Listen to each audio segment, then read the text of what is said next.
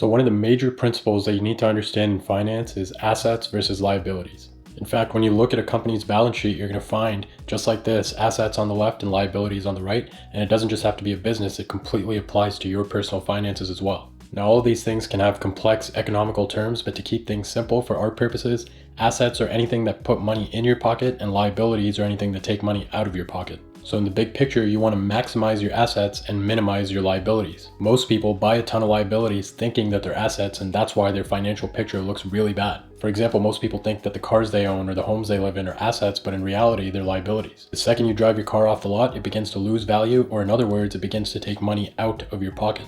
And that's not even accounting for the insurance costs, gas, and everything else that you have to spend on that car to keep it going. The home you live in, it has monthly costs in the form of a mortgage, it has insurance, and it's not generating you any money.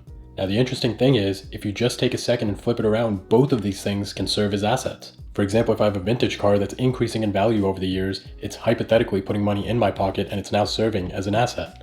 If the home I purchase isn't to live in, I bought it to rent out to other people, all of a sudden it's producing cash flow and now it's acting as an asset. So it's simply not that black and white. But the point is, whether it's a business or an individual, the things you buy, you want to ensure that a lot of them are acting as assets and actually produce you money over time.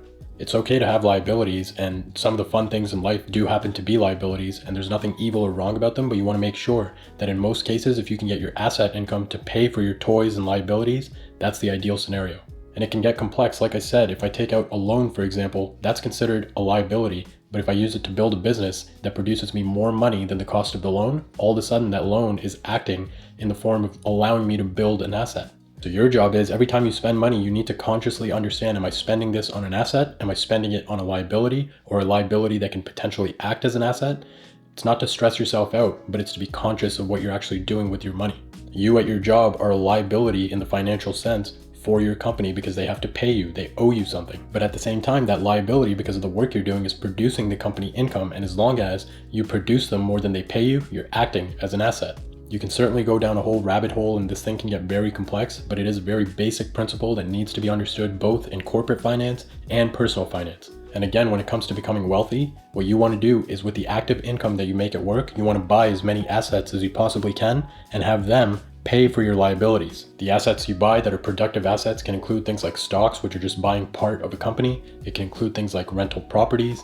It can include a number of things that go up in value or provide you monthly or yearly cash flow. And if you are going to buy liabilities, think about how you can turn that liability into an asset or leverage it to help you build an asset, for example, in the form of a loan. When I went to medical school, I had to take out a huge loan to pay for my education, and that is a liability until I pay it off, but it allowed me to build up my medical knowledge, practice as a physician, and make money that way. And of course, the idea being that the money I make as a physician is going to outweigh the money I pay in that loan. So that's pretty much it, guys. A simple but very important concept. Make sure that you're conscious of what you're doing with your money. Try your best to spend it on assets and make your assets produce the income to buy your liabilities.